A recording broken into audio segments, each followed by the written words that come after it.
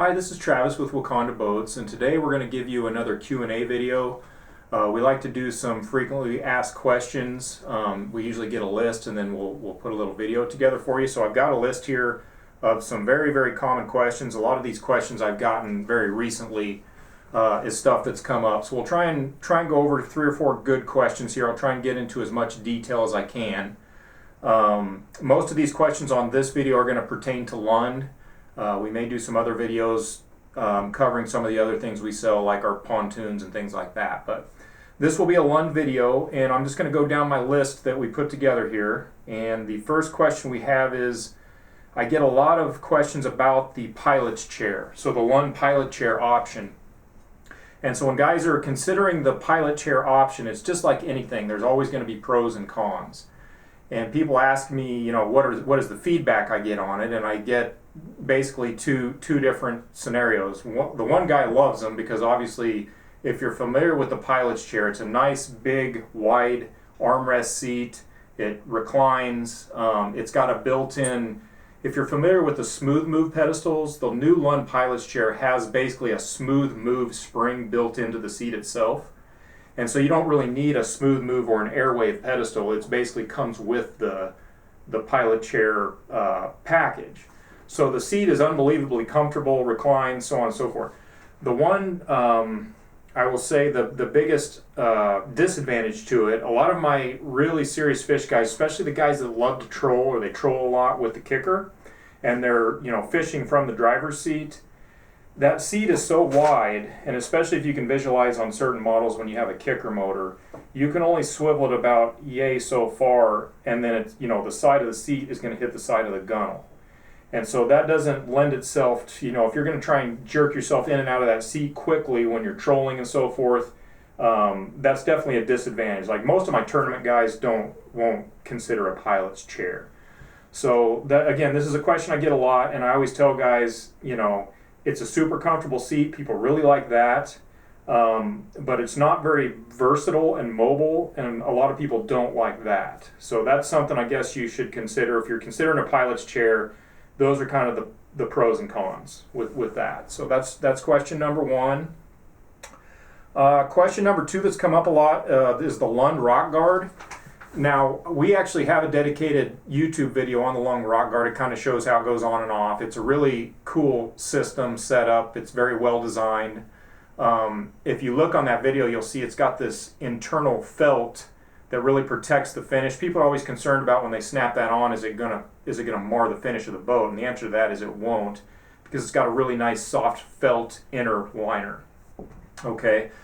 One thing with the Rockguard that I always tell guys, though, again, the pro and con thing, if I know the customer prefers to tow his boat with the travel cover on it, like when he's going from home to lake or whatnot, he wants the travel cover on, in my opinion, the Rockguard's not a very good option, and I say that because it's really hard, not to say it's impossible, it's really hard to get the Rockguard and the travel cover on at the same time.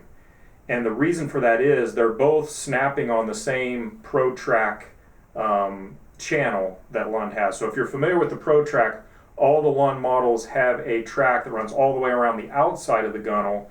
Your travel cover is going to clip into that track. Well, the Rockguard basically does the same thing. So if you can visualize, if you're trying to put them both on at the same time, you have to overlap the seams. And when we install those Rockguards, we try and space the snaps so they don't coincide with the travel cover snaps. So in theory, you can get them on at the same time, although it's a little bit cumbersome, but it just doesn't work well. And it's really hard to get that Rockguard cinched down and the travel cover cinched down to where it's good and secure. So with that being said, I have a lot of customers that just don't ever tow with their travel covers. We have those Truxedo windshield covers that they'll snap on to protect their windshield. And then some of the guys, especially the guys that live on gravel, they almost always get the snap-on Rockguard. So you could run it that way. You just put your Rockguard on, your windshield cover, and just go. That's actually my preferred method. But just keep in mind, if you're considering the Rockguard, it's really not. If you're the type of guy that likes to have his travel cover on, I probably wouldn't consider the Rockguard. There's better options. So I'll let you take that. I'm going to move down the list. We have, let's see. Okay, the next question I get on is a lot of, there's a lot of very cool sport track accessories that Lund has, and they changed these and upgraded these a few seasons ago, and a lot of guys complain there's not a whole lot of information on Lund's website, and I'm going to try and point out the really popular sport track accessories. The best, or I guess the most popular sport track accessory, of course, is the I guess we call it the slider themselves. So it's this guy right here. Now a lot of you guys are familiar with the old school design where it had an insert where you had to slide it in. This is a major upgrade from that. These are awesome. The old school one, you almost had to have tools, especially if you didn't lubricate the insert to be able to slide them in and out. This new one has just got a lever, so you just literally pull this out wherever you want it. You lock it into your track. One hand, you lock it into place. So you can move this and pop it in and out in seconds. So this by far and away is the most popular sport track accessory. We just call these sliders. And this one is we call it the flat 90-degree slider. Depends on your model as to which one you need. 90 degree. The other one, which we call angle, which would be like on an impact, those got the 42-degree angled slider to those. The most common thing guys are doing, of course, they're mounting their rod holders to these. Another big question we get is rod holders. By far and away, the most popular rod holder for this system is the ram mount. And guys love this ram mount because it works perfectly with this setup, because you can see you don't need an extension. This frame on the rod holder itself is already plenty long enough. In fact, it's almost the perfect height. Because if you notice, when you have this mounted to your boat, it's setting about 3 inches below the gunnel. So you really need an extension to get the clearance so that you can get the angle on the rod that you want. And this provides that perfectly. You don't need any extra extensions to do that. So we really like the ram rod holders.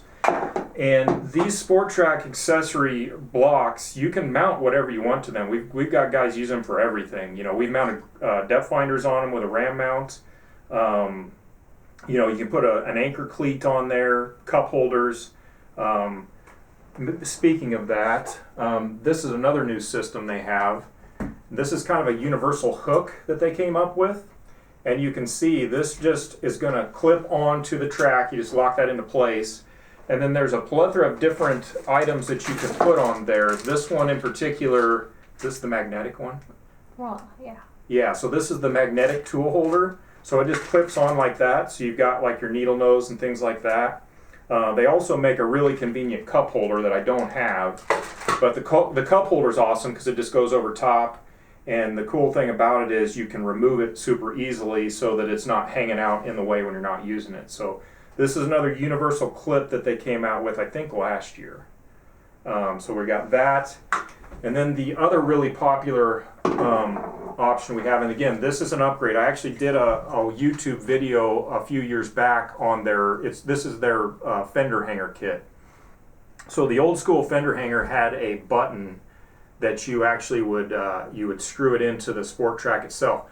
I mean, it was great, but the problem with that was once you put that button on, you're kind of married to that spot. You couldn't go anywhere else with your fender.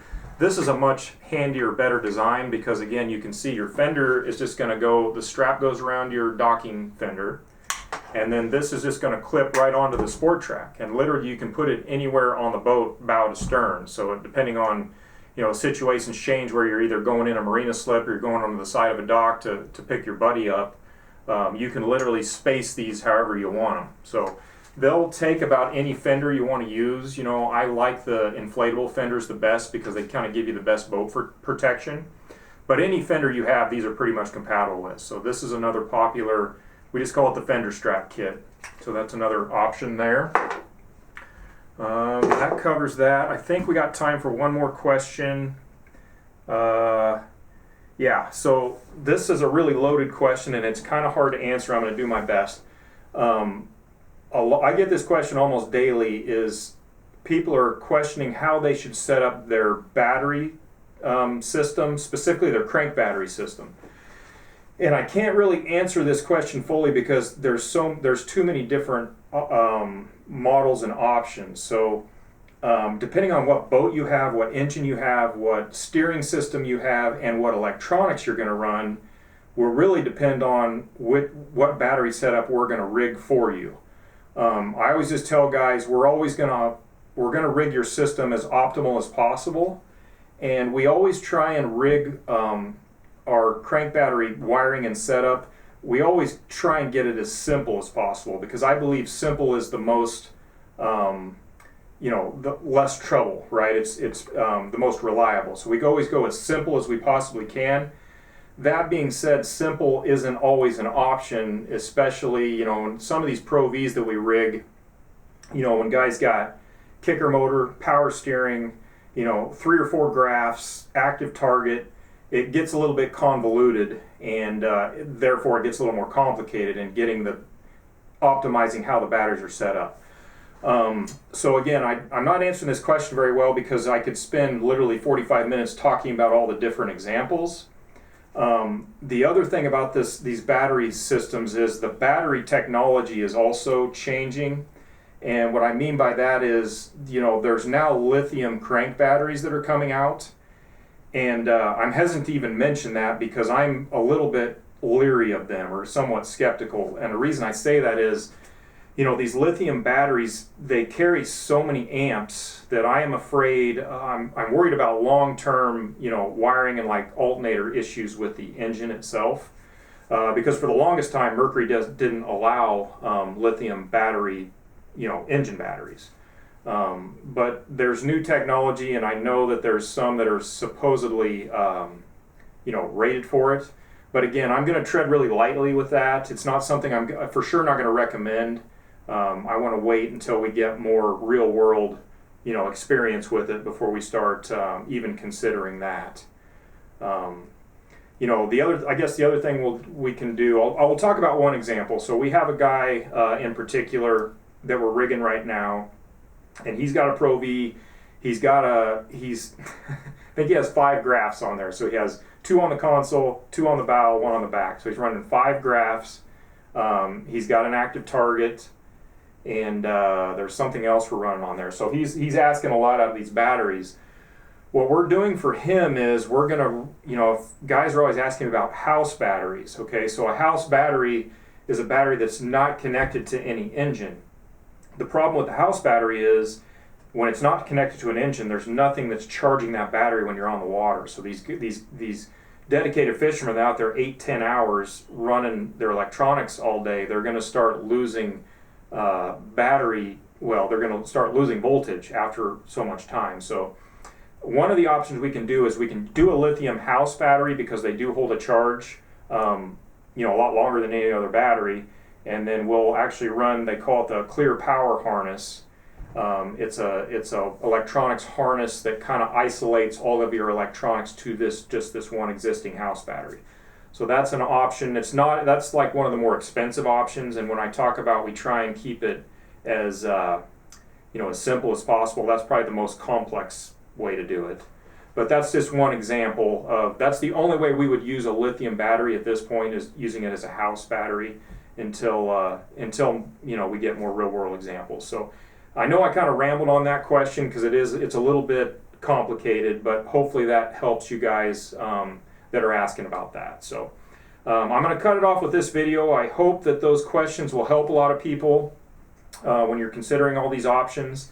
And then again, we plan on doing more of these Q&As, so if you have questions that you can't get answers for, just shoot us a message, let us know, and we'll try and help you out. Thanks a lot.